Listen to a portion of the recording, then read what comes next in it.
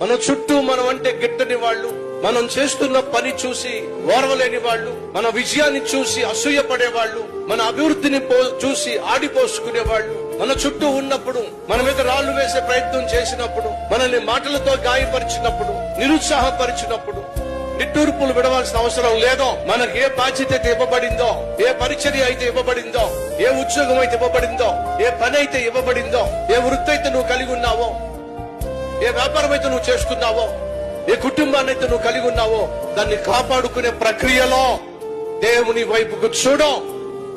ఆయన నీ పక్షమున ఉన్నాడు అనే వాస్తవాన్ని గ్రహించో.